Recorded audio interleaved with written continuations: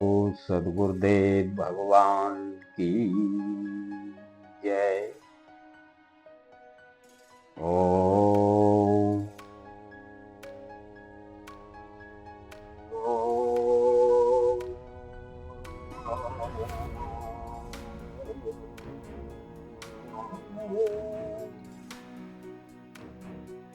सच्चिदानंद रूपाय विश्वोत्पत्त्यादि Hathaway तापत्रय विनाशाय श्रीकृष्णाय वयं नमः। नारायणं नमस्कृत्य नरं चैव नरोत्तमं देवी सरस्वती व्यासं ततो जयमुदीरयेत्। गुरुर्ब्रह्मा गुरुर्विष्णु गुरुर्देव महेश्वरा गुरुर्साक्षात् परं ब्रह्म तस्मै श्री गुरुवे नमः।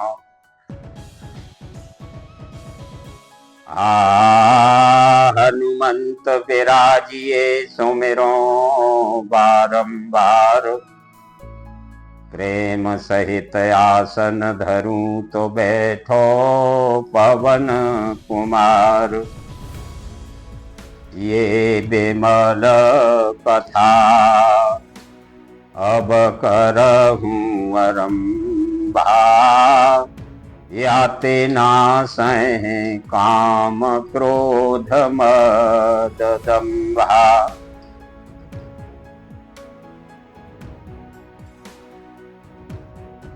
भक्तों, इससे पहले हम अपने 2 पाठ की वीडियो दे चुके हैं।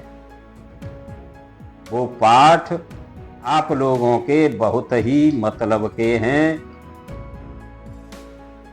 एक शांति पाठ है और दूसरा है हनुमान चालीसा का। ये पाठ हम 27 साल से लगातार करते चले आ रहे। ये सिद्ध पाठ हैं, सिद्ध हो चुके हैं, आपका बहुत बड़ा फायदा करेंगे। इन्हें सुबह शाम सुने और अपने घरों में बजाएं सुबह शाम। तो उन पाठों पे ध्यान दें, वो सिद्ध पाठ हैं, 27 साल से लगातार करते चले आ रहे हैं हम। वो आपका बहुत बड़ा फायदा करेंगे। उनको बजाएं और जब फायदे हों तो हमारे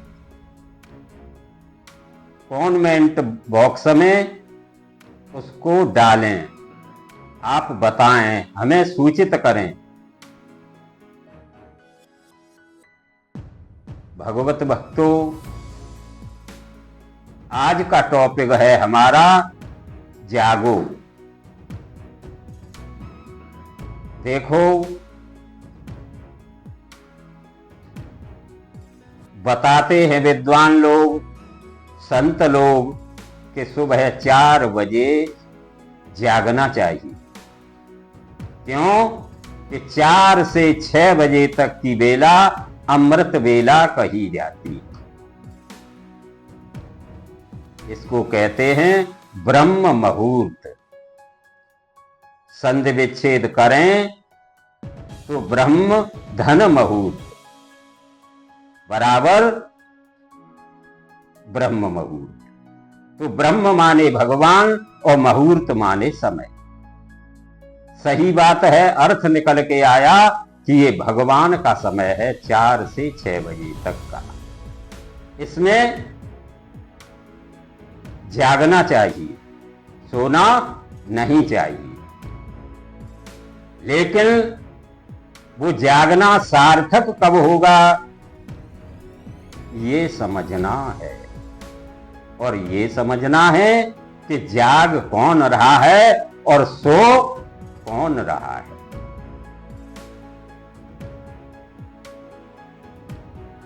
तुलसीदास जी ने इशारा किया, समझ लो। कि जानिए तब ही जीव ये ही जागा, ओ जब सब विषया विलास विरागा। वो स्वामी जी लिखते हैं कि जानिए तब ही जीव यह जागा, और जब सब विषय विलास विरागा। चौपाई से समझ लेना है कि जाग कौन रहा है और सो कौन रहा है। वो बता रहे हैं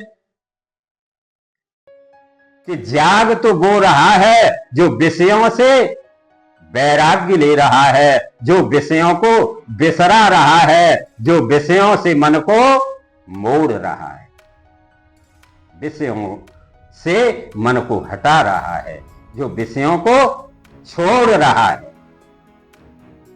वो तो जगा हुआ है, और जो विषयों में भो रहा है, जो विषयों में रमण कर रहा है, उसको तो समझो कि वो सो रहा है।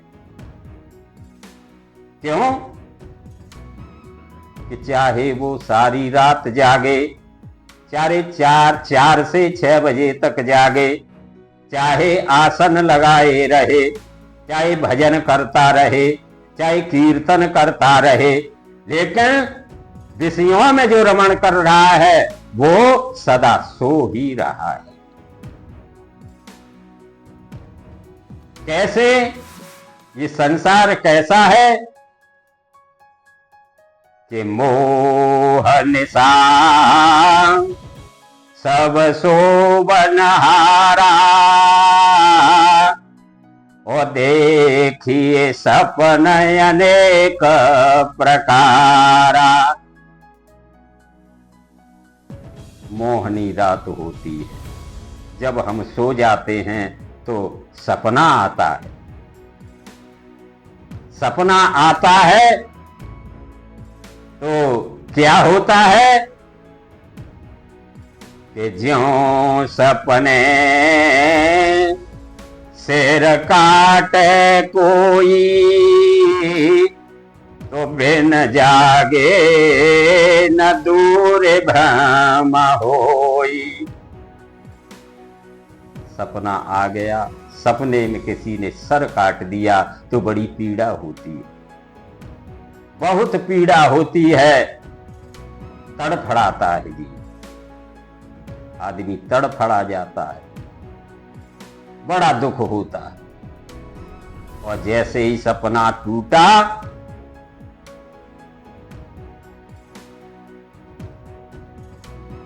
और जैसे ही जागा, नींद खुली, जैसे ही जागा तो कुछ नहीं है, कहीं न सिर कटा है, न कोई पीड़ा हो रही है, ना कुछ हो रहा। ऐसे ही ये संसार की बात है कि ये संसार में हम अगर सो रहे हैं तो समझ लो कि भोगों में भो रहे हैं। क्यों? कि ये गृहस्थी शब्द संस्कृत का है, जिसकी हिंदी है घिरी हुई हस्ती। अब आप कहेंगे कि गिरी हुई हस्ती क्यों है? बड़े बड़े MLA, MP, minister, chief minister, prime minister, ये गिरी हुई हस्तियां क्यों हैं? बड़े बड़े उद्योगपति, ये गिरी हुई हस्तियां क्यों हैं? भक्तों, वो कोई हो, गृहस्थी में रहते हुए वो गिरी हुई हस्ती हैं। क्यों? कि ये भोगों का जाल है, इसमें जीव बंधता है, छूटता नहीं। भोगों का जाल है, जीव बंधता ही चला जाता है, छूटता नहीं। इसलिए हमें जागना जरूरी है, बहुत जरूरी है। जब तक जागेंगे नहीं, विषयों में बने रहेंगे तो भजन हो नहीं पाएगा, भक्ति हो नहीं पाएगी। क्यों कि विषय वासना रहते हुए भजन नहीं बनेगा, भक्ति नहीं बनेगी। ये समय और संपत्ति बेकार में चला जाएगा। क्यों कि गीता में भगवान कृष्ण ने कहा है कि रे अर्जुन, ये यज्ञ, दान और तप 3 प्रकार के होते हैं, सात्विकी, राजसी किंवा तामसी। सात्विकी का फल यज्ञ का, दान का, तप का तो यहां भी है और वहां भी है, परलोक में भी है, इस लोक में भी है। लेकिन राजसी और तामसी तप का, भक्ति का, दान का फल न यहां है और न वहां है। तो जब तक हम जगे हुए नहीं हैं, तब तक भजन बन नहीं सकता है, भगवान की ओर जा नहीं सकते। दिखावा कितना भी हो जाए, नाम कितना भी हो जाए। कन्हैया ने कहा अर्जुन कि लोग नाम मात्र के यजनों से कल्याण चाहते हैं, ऐसा हो नहीं सकता। क्यों कि नाम मात्र के यजनों का, यानी राजसी यजनों का और तामसी यजनों का कोई फल नहीं। कल्याण कैसे हो सकता है? नहीं हो सकता। देखो, कहते हैं कि 4 बजे अमृत की वर्षा होती। भगवान राम और रावण का युद्ध चला, जिसमें बंदर भालू भी मारे गए और राक्षस भी मारे गए। भगवान ने सोचा लड़ाई बंद होने के बाद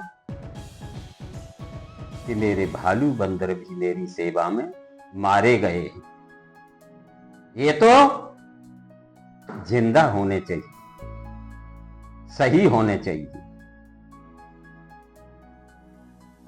भगवान ने 4 बजे अमृत की वर्षा की। सोधा वृष्टि भई दो दल माही, ओ जगे थे भालू कपिलेश्वर नाई। देखो, अमृत तो सबके ऊपर बरसा, राक्षसों पे भी बरसा और बंदर भालुओं पे भी बरसा, लेकिन जगे भालू कपि निश्चर नाही। बंदर भालू तो सारे जग गए, लेकिन राक्षस एक भी नहीं जग पाया। क्यों नहीं जग पाया? कि बंदर भालुओं को संगति भगवान की थी, ठाकुर जी की थी, इसलिए उनके मुंह ऊपर की ओर थे। और बंदर भालुओं की संगति रावण की थी, राक्षसी थी, तामसी थी, अहंकारी थी। इसलिए मरते समय उनके मुंह बालू में घुस गए, नीचे की ओर, जमीन में। जब अमृत की वर्षा हुई तो उनके मुंह में अमृत पहुंच नहीं पाया। क्यों कि वो सोए हुए थे, वो जगे हुए नहीं थे। और बंदर भालू जगे हुए थे, वो पुनः जीवित कर लिए भगवान अमृत की वर्षा करके। ऐसे ही अमृत तो बरस रहा है, लेकिन जानने की और उसको ग्रहण करने की जरूरत है। ये भगवान की कथा रूपी अमृत, इससे बड़ा कोई अमृत है नहीं। क्यों कि इसमें अमृत वर्षा होती है। भगवान की कथा में अमृतमय वर्षा होती है। ये शक्ति है कथा की। ये कथा का असर है। कैसे कि राम कथा सुंदर करतारी, ये संशय देह गयोड़ा बनहारी। पर राम कथा के बेई अधिकारी, ओ जिनको सत्संगत अति प्यारी। भगवान की कथा में सत्संग ही तो होता है।